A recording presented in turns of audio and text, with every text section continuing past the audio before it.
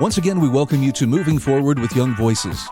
And we are happy to welcome a new contributor. At least this is his first time on the program with us. James Ostrowski joins us. And James, I'm going to ask you, take a moment here to introduce yourself to us and tell us a little bit about yourself and about your background. Sure. Hey, Brian, thanks for having me on. So I'm a law student right now at the University of Washington, where I work in our tech policy lab. I primarily work on sort of AI liability issues. So, you have an AI model that does something wrong. Whose fault is that? Yeah, I'm looking at an article that you'd written for Discourse Magazine's Substack. Don't let edge cases define AI rules. And I had not heard the story of Sewell Setzer III, who apparently his suicide was people were trying to link it to AI. Can you kind of tell us a little bit about that story and how this gets some people nervous that, hey, maybe AI is going to need to be reined in, for our own safety? Yeah, absolutely. And I think it's important to start sort of like a half step back from that, which is the fact that you have right now in the United States at the state level, something like 800 pending state AI bills. Which is an incredible amount. And, people have been working on emerging technology for a while, have said that there have never been this many sort of bills targeting one technology at a single time. So there's a lot of panic in the state houses right now. And they're basically worried that, AI is outpacing their ability to regulate. Also, I think it's, something that can, if you are pushing AI legislation, it shows your constituency that, you're on top of the issues, right? The issues of the day, and you're staying on track with this this technology that people don't really understand. And in some cases, they're scared of it, right? That's all to say that these bills, by and large, have been sort of informed by shoddy reasoning, and in some cases, very strange edge cases. And that brings us to this one. Which is a tragedy. You had a 14-year-old. So the case of Sewell Setzer, you had a 14-year-old in Florida who was neurodivergent, had depression, and mild Asperger's as well.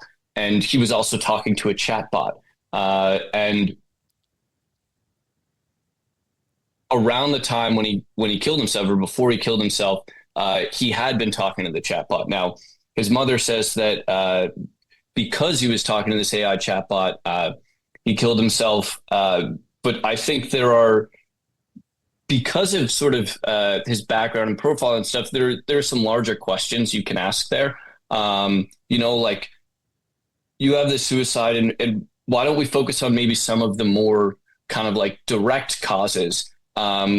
For example, like why does a 14-year-old with Asperger's and depression have access to a handgun? And that's all I tried to do in this article is, point out some really common sense other areas where there's probably more proximate cause.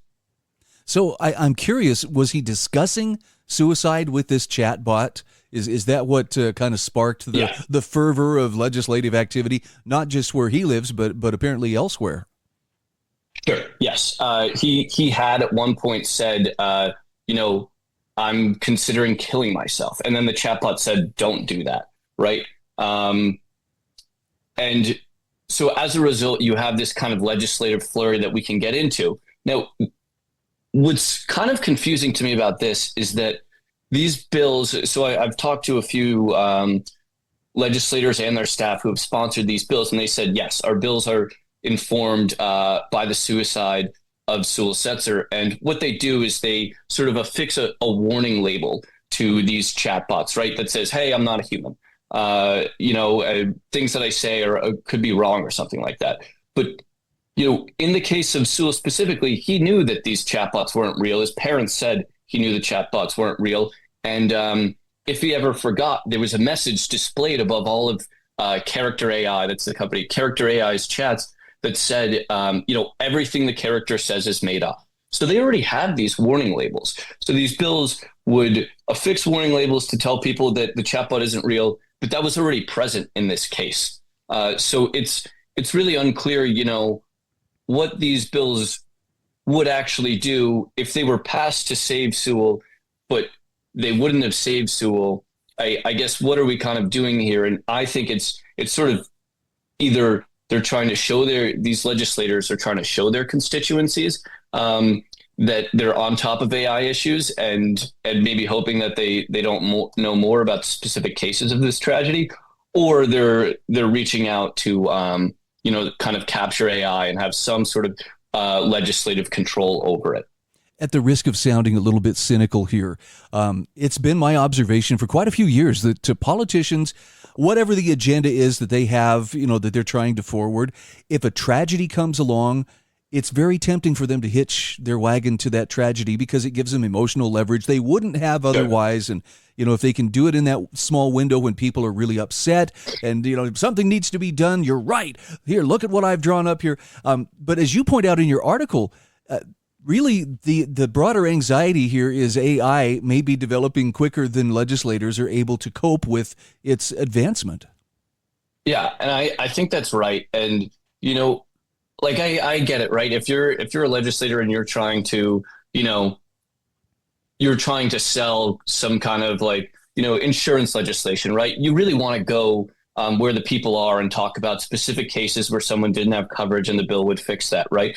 But this is such a strange and anomalous edge case, and you haven't seen anything else like this, despite the fact that there are 100 million or more ChatGPT users and probably double or triple that for AI chatbot users in the U.S. or globally. You haven't seen anything beyond this, where you have someone who clearly had some kind of prior conditions and access to stuff that they shouldn't have had. But I think you will see more of this. So far, this is the only case, and they're already legislating on it. But I think you're going to see more of it in that, as people start using these chatbots for everything, right? I use it to, sometimes sketch out a vacation, right? Or, come up with a recipe and things like that. So the people are using them, reply to an email or something. So people are using them for everything, right? So their fingerprints are going to be, the fingerprints of these chatbots are going to be all over everything that we use. So, the fact that somebody had written a message to ChatGPT before they committed a crime or something, people are going to start using that to regulate. And the analogy that I like to use is, people use Apple's iMessage to commit crimes, right? But nobody wants to hold Apple liable for that, even though to some degree, through some tenuous causation, they did, help create that crime or something. And I think you're going to have a similar case here with chatbots in the future. James, just to put this into perspective, it's not just legislators, but even people who use AI in their business or people who are researching and trying to see where will it go next. Talk to me about how quickly AI is advancing. I mean, what was state of the art, 6 months ago, likely isn't today. Right. Yeah. It's advancing extraordinarily fast. And it's advancing really fast in the U.S. And we're really lucky to have Silicon Valley right here at home. So that way we own this technology and control it. But it's also advancing really fast in other countries. And it's advancing really fast in China, who's a direct adversary to us. And when we pass bills like this, we risk ceding control of AI dominance, which is in turn sort of spills into military dominance. We risk ceding control to a direct adversary like China. So cases like this really do have, and legislation based on tenuous cases like this really will have long-term effects on U.S. strategic and military outlook. Man, all I can tell you is I want this conversation to continue, but unfortunately we are up against the clock here. Maybe another time. I want to pursue this further. We're talking with James Ostrowski. He is a Young Voices contributor. James, where can people find you on social media? Where can they follow your work? Yeah, so Ostrowski USA on x.com, and I'll be posted from there. You can find my articles there. All right. Great to meet you. Great topic. And again, I look forward to our next conversation. All right. Thanks very much, Brian.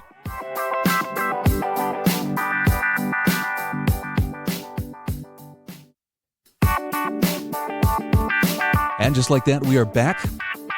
We are joined by Joseph Bouchard. He is a Young Voices contributor. And Joseph, you're kind of far away from home, but just wrapping up some business in Colombia. Tell us a little bit about your background, and if you want to tell us a little bit about what you're doing in Colombia, and then we can dive into a really interesting article you've written. Sure. Well, first of all, it's great to be back on the show. So I'm a journalist and scholar on Latin American politics, and I've been in and out of the region for the last 3 or so years. I'm about to start a PhD on Latin American politics and political science at the University of Virginia in the U.S., closer to where you are. And I mostly focus on security issues, democracy, and governance in general in the region. All right. I'm looking at an article that you had written for realclearworld.com. The Hells Angels have arrived in Latin America with a low profile. Now, I'm only passingly acquainted with outlaw motorcycle clubs, but Hells Angels, that's a very recognizable name. Let me first start with what on earth would bring them to Latin America?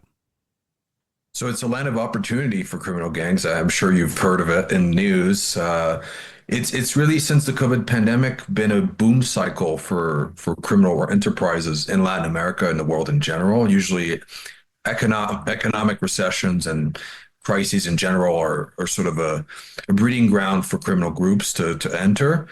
And it seems like with the recent crackdowns on illegal gangs, motorcycle clubs, including them, and just generally criminal enterprises in the U.S. and North America, including with the fentanyl issue, the Hells Angels are sort of looking south to more opportunity where it might be a little easier to operate, it might be better for them to diversify, seek new alliances, seek new markets. And so they're looking to dip their toes into the water to see what opportunities they might be able to take into their business. So from a competition standpoint, how much are they going to be competing against things like, I immediately think of like the Mexican cartels.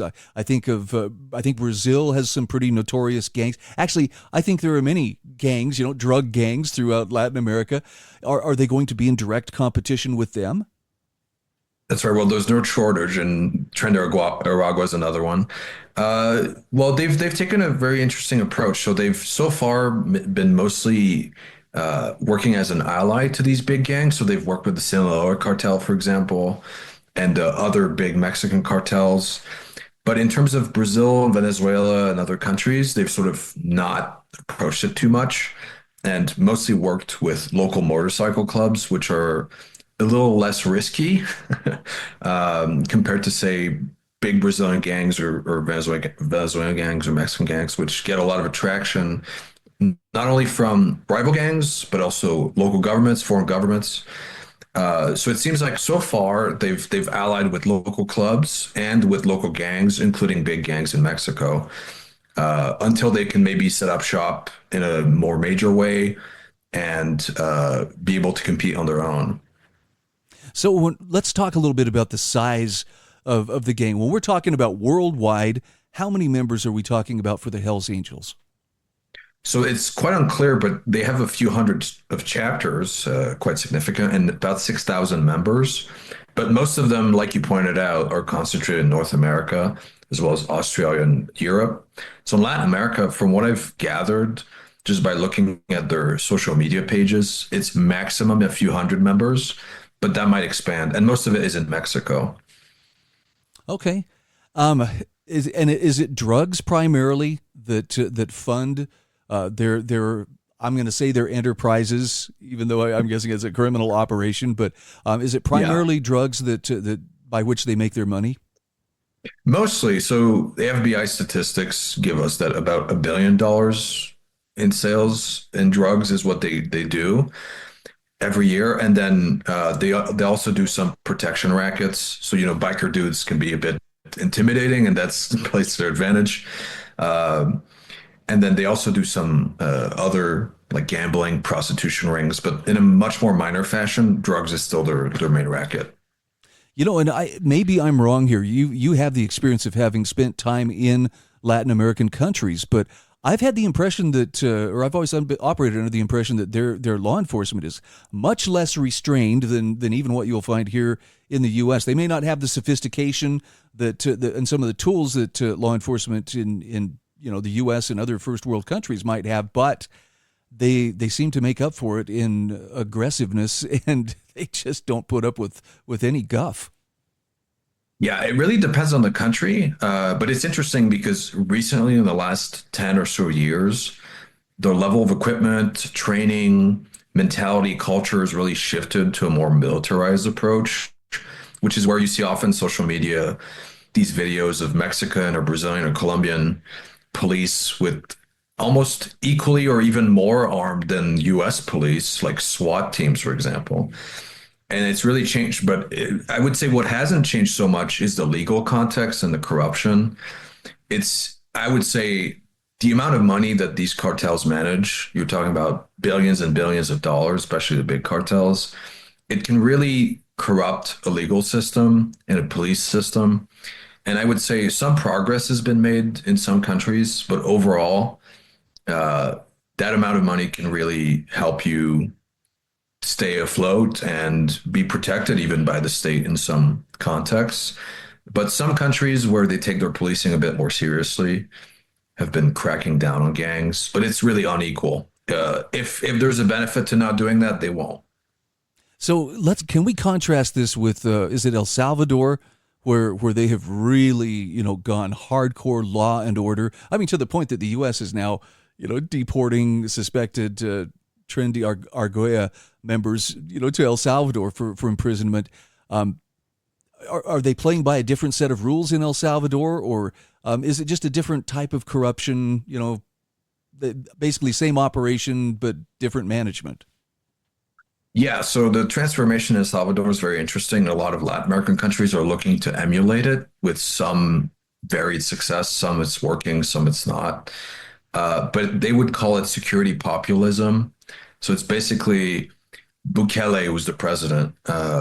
He's been president for a few years now. Started out with leftist parties that were very corrupt, working with gangs, had deals with gangs, and basically suspended all rules and regulation, including the Constitution, to be able to lock up as many gang members, alleged or real, in prison. And now El Salvador has the highest incarceration rate in the world, double the US's. Wow. And a mega prison, which I'm sure you've heard of. It makes Guantanamo Bay look almost tame in comparison. And a lot of countries are looking to emulate this by suspending constitutional liberties, deploying the army to fight cartels. But it's really hard to replicate. And there's some evidence that Bukele himself signed treaties with gangs to maybe make it easier on him to target specific gangs while working with others. But we'll see where it leads in regards to human rights and democracy and general rule of law. But so far, it seems to have borne fruit, at least in El Salvador. Interesting. So this is kind of a strange question, but I'm trying to get it straight in my mind even as I ask it. Is it possible for Hell's Angels to peacefully coexist? I should put that in air quotes with the other criminal enterprises in these Latin American countries. Is there enough pie that everybody can have a little slice, or is this just is this the start of another fight at some point? I would say if they want to keep expanding and maybe reach new territories, no. I would say they'll start stepping on some toes pretty soon if they want to compete with the big cartels, which they will have to eventually, because the big cartels have regional, if not global, ambitions. And it will be impossible for the Hells Angels to do the same without competing. Okay. I mean, it's just... This is a world that I think most of us, unless you have someone who works in law enforcement or perhaps is a member of a motorcycle club, most of us probably don't think much about it, except we hear a group of motorcycles going by. But fascinating writing. Again, we're talking with Joseph Bouchard. He is a Young Voices contributor and journalist. And Joseph, for people who want to follow your work and follow you on social media, where's the best place to find you? So I republish most of my articles and some opinions on Twitter or X at GeoPaulWonk. Feel free to follow me on there, and thanks for having me on the show. Great to talk with you once again. Looking forward to our next conversation. You too.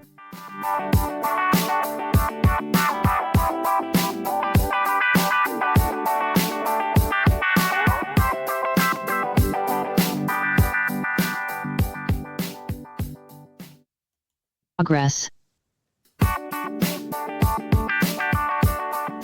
Welcome back. This is Moving Forward with Young Voices. Happy to welcome a new contributor joining us today. His name is Daniel. You're going to have to help me with the name here. Fessahaye? Did I say that correctly? Yeah, as you correctly said, yeah. My name is Daniel Fessahaye. I'm a freelance business journalist, mainly special in sort of financial markets, cryptocurrency, but I do personal finance also. I'm glad I'm here joining you and we can discuss our article. Well, and as people may be able to detect from your accent, you are joining us today from the UK. And your article that we're going to talk about is London has become a thief's paradise. And I would love for you to go ahead and expand a little bit on that. What kind of thievery are we talking? What I discussed in the article specifically is the spike in terms of phone thefts, mobile phone thefts. Recently, there was a Metropolitan Police data that was released. So for your viewers that may not know, the Met Police sort of focus on London and Greater London. And it found that there was a 40% rise in terms of mobile thefts. 1,137 mobile thefts were stolen in 2024. So that equates to 192 thefts a day, and actually one every 7 minutes. So I'll let the viewer ponder on that statistic for a moment. One phone in the capital will be stolen actually in the broadcast of this podcast. And something you point out here in the article is, losing a phone is not just like, losing, an inanimate object or, a useful way to make a phone call. Our phones represent a lot more of, our day-to-day life and even our identity than people realize. Our phone has everything. It's sort of our go-to when we want to check our statements. Obviously our messages, various apps, whether it's WhatsApp, iMessage, whatever you use to communicate with other people. So it's your source of communications. Quite often our emails are on our phones, obviously. We'll have those sort of applications downloaded. So it's really a point of call. And actually increasingly, work is used to sort of authenticate maybe an email address for a sort of a work sort of program. So you just really need it to function. In 21st century life. So what is being done on the part of authorities to rein in these thefts? Yeah, so that's actually what I sort of argue in the article, that they're not really doing much in London. They're not doing enough, that is. They've done certain pilots in February. They did certain pilots of more sort of patrolling around sort of high sort of density areas in terms of crime. More the Westminster region, that's where tourists are, that's where all the sites are, whether it's House of Parliament, Elizabeth Tower, Big Ben. So that's where sort of people are located, Oxford Street, nice restaurants. Most of the thievery goes around there. But they're not doing as much as they should do. Actually, recently, the Met Police were actually told to be less aggressive with stop and search, because that's dipped. So in the last year, that's dipped by 20% in terms of stops and search. Although they're acknowledging that a lot of young people, and if we just sort of deviate here in terms of knife crime, which many of your viewers will probably know about London, that's quite rampant. Even with the acknowledgement that knife crime is sort of pervasive in London, there is that need or that sort of idea that we should sort of be less aggressive. The Met Police should be less aggressive when it comes to stop and search. So it just seems to be sending the wrong message, is what I argue in the piece, to criminals, because where is the deterrence? But yeah. So as far as the citizens out there on the streets of London, how are they having to change their behavior in response to the likelihood of someone coming by and stealing their phone? Is it just a matter, is it like a crime of opportunity? Somebody runs by and snatches your phone out of your hand as you're talking with someone? Honestly, it really depends. I mean, there are some that actually, it's almost like a criminal enterprise. There are sort of these gangs that operate, in conjunction with one another. And there's groups of them, and they do sort of target maybe individuals that they can see that maybe don't have their wits about them. Maybe they're quite close to a pavement. The tricky thing is with a lot of these mobile theft crimes is that a lot of them pass, and the sort of bystander that's not really paying attention. They sort of just take their phone out, and they just sort of hurry along. So that's sort of the problem that we have with this. They're quite strategic. They know what they're doing. They know the area well. They know where to go. There are, like I said earlier, Westminster's a sort of a hellhole in terms of theft for mobiles, especially. So, yeah, it's quite a tricky one to sort of pin down. Just out of curiosity, how has the public changed its habits? Like, if you have a phone and you're out in public, is it a good rule of thumb? Don't take your phone out. If you're walking down the street, don't pull it out and start looking at it because it makes you vulnerable or may draw unwanted attention. Yeah, quite a few signs around the capital that actually say, you are in an area of high sort of thievery when it comes to phones. So there are signs out there warning individuals. And actually one piece, sort of anecdote that I mentioned in the piece is I just remember a young female journalist telling me, who was not from London, she came down for work, and she was telling me how she sort of had to adapt the way she sort of went about her life. So she knows sort of every time she's around, sort of in Westminster, that she sort of keeps her phone close to her chest, or she just doesn't take it out. And that's really the rule. So the unwritten rule that people know is just to not take your phone out in these sort of areas. It's similar to knowing to not take sort of a luxury watch just walking around London. I mean, that's quite known nowadays. So I think that's how people are sort of adapting what they're doing, really.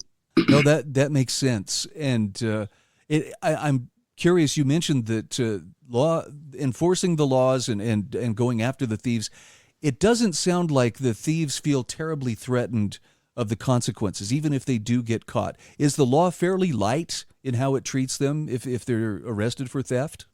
I mean, it's incredibly light, if you ask me. I mean, I mentioned it in the piece, but there's a famous case of a young man in his 20s from Islington who sort of went on a rampage and stole multiple phones. I think it was about 24 phones in the space of about an hour. So if we just think about it just logically, phones are worth around, we could say about £1,000 nowadays. You buy it outright. So we're talking about £20,000 worth of theft, and he only got 2 years. And think about it in terms of good behaviour, probably just knock that down by another 6 months. So he's probably not going to be in prison for that long. So it doesn't really give the impression that they want or they need or they want to be sort of strong in terms of tackling crime. If you look at other places, France, you can get 5 years if you're a repeat offender when it comes to mobile theft. And I think Japan actually, in terms of sort of high value items, up to 10 years. So it really, if you look at sort of London and the UK as a whole, it doesn't seem like they're doing enough when it comes to that. All right, we are talking with Daniel Fessahaye. He is a freelance business journalist and a political commentator with Young Voices UK. Daniel, where can people follow you on social media? Yeah, so they can just follow me at Daniel Fessahaye on X. That's mainly where I'm at. Thank you so much for your time. I look forward to the next time we get to visit. Great, thanks for having me.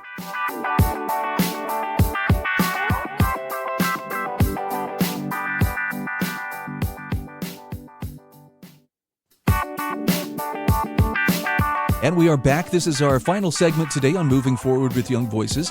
Very happy to welcome Izabela Patriota to the program. She has been a guest on here before. Izabela, so good to see you again. For those meeting you for the first time, tell us just a little bit about yourself. Hi, Brian. I'm so happy to be here. My name is Izabela. I am from Brazil originally, and I work for the Ladies of Liberty Alliance, an international network with the mission of spreading the ideas of liberty and free markets and individual liberty to women around the world. Wow, and you have brought some really compelling stories to this program in the course of that work. We're going to talk about another one of those today. Tell me about the woman that was sentenced to 14 years in prison in Brazil for writing something in lipstick on a statue. Yes, in January 2023, we had our own version of the Capitol invasion in Brasilia, the capital of Brazil. Brazil is heavily influenced by whatever happens in the USA, whether it's from the left or from the right. So we had our own version of January 6th in January 8th of 2023. And what happened then was that lots of people, we had way more people than we had in the American version. And some people really destroyed what is our White House in Brazil and the capital of Brazil and the Supreme Court of Brazil. So these people really should be punished. But other people were there pacifically. They were there protesting, and they couldn't really control what other people were doing, right? So this woman, Deborah, she was part of the protest. And when you go to a protest, you don't know what other people are going to be doing, and you have your right to protest. So what happened was that she used a lipstick to write on a statue right in front of the Supreme Court of Brazil. What is a bad translation, but it is the appropriate translation of "you lost, dude," because this was what another Supreme Court said to a protester in the past. So she was making reference to him. So it is a long story short here. She just said, "You lost, dude," meaning in that contest, they were protesting. So she used a tool that has been used for years, that is writing graffiti, as we say in the US. So she did that. And I have actually good news, because on Friday, the same judge, the justice that is taking care of her case, he determined her house arrest. So because she has 2 kids and it's not yet done, her case. So after international attention over her case, she's now under arrest at home. So someone obviously took extreme offense to the words that she wrote on that statue. Talk to me about what she was charged with as a result of that. Yes, her case is not yet done. As I said, her process is still ongoing. So she was sentenced for 14 years because of that, because she was part of this protest that had all of this destruction in the capital of Brazil. But the problem was that she was not seen doing any of the violence and of the destruction. She was just part of it. So she's already for 2 years. She has been for around 2 years incarcerated. So would be counted as the 14 years, the total, because she would only stay for a total of 14 years. So because in Brazil, the legislation has many exceptions. So that's what her lawyers were claiming, because she didn't really destroy anything other than using a lipstick that with soap they removed. So the same day that she wrote it in the statute, they removed it. So it was completely unreasonable, and they didn't have a differentiation, because everybody that crossed the line of a peaceful movement should really be charged, but that was not her case. So the situation in Brazil was that everybody that was involved there, even those that were there peacefully, were having very heavy charges. Yeah, I'm looking at the list in your article, and I'm seeing charges of armed criminal association, violent abolition of the democratic rule of law, attempted coup, and defacing protected property. This does kind of have some shades of the January 6th charges that I think were leveled against people who walked through the U.S. Capitol and then, found themselves, sitting in prison for a couple of years awaiting trial, for parading without a license or something like that. Yes, and that's precisely her case, because on the contrary of these people that really got in, that broke into the Capitol, she didn't. It was not proved that she did. And everybody that was there are being charged of a coup d'etat. And although many people were there really hoping that they would have a coup d'etat, and as you can imagine, they did the same that they did in the Capitol in the USA. So many can claim that they were trying a coup d'etat there as well. But she didn't have a gun. She didn't have any other thing. She was not affiliated with any other group that was planning that event on January 8th of Brazil. So this is a matter of individualizing the charges on somebody, because everybody in Brazil should still have the right of protesting in peace. Tell me about the judge who's behind this. His name seems to be one that I have heard before. Yes, this is Alexandre de Moraes. And I have been here before talking about him because he is the judge behind this escalation of all of these very heavy charges on everybody that is against the current government, bringing attention to the overreach of power of the judiciary. So pretty much the January 8th in Brazil was claiming that the elections were fraudulent, which is legit. That's their right to protest, whether or not it was fraudulent or not. But he is the one behind and preventing people of speaking out against it. So everybody that is talking against the elections in Brazil are facing very heavy charges and are facing, they are not really free to talk about this topic anymore in Brazil. So he is the one putting charges, and he was the one on Friday to release her to go back to her home because she has two minors at home. One is, I think, 9 and the other one is 7. And they were unable to live with their mother for 7 years. Oh, for 2 years. And so this was the international pressure that we were doing in Brazil in her case. So, and we're talking only about her, but we have lots of people that are in the same situation. But hers was very clear that it didn't invade any of the buildings there. So now we hope that this attention to her case can be brought to the other cases as well. Yeah, it's, this isn't so much about, she's trying to get away with a terrible crime so much as look at how far, in particular, this judge is willing to go to silence dissent. And I have to ask you this, Izabela, is there anything being done to hold that judge or other government officials accountable? Is this just the way things are going to have to be until another election takes place?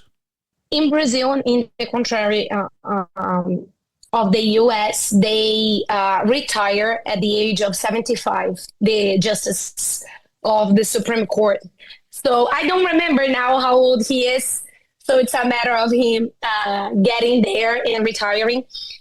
But we do have the instrument of impeachment for justices in Brazil. So some senators, they need to be plead by the Senate in Brazil. So some senators are considering doing it. But of course, because it's a political move, they need to have majority in the Senate. So this is something that we're seeing. We've never had that in our history, in the history of the country. But this is something that is starting to get shape. All right, we are visiting with Izabela Patriota. She is a Director of Development for Ladies of Liberty Alliance and also a Young Voices contributor. Izabela, always great to catch up with you. For people who wish to follow you online, how can they do so? Please just follow at Ladies of Liberty on Instagram, TikTok, and X. Thank you very much, Brian. Really like to be here. Thank you.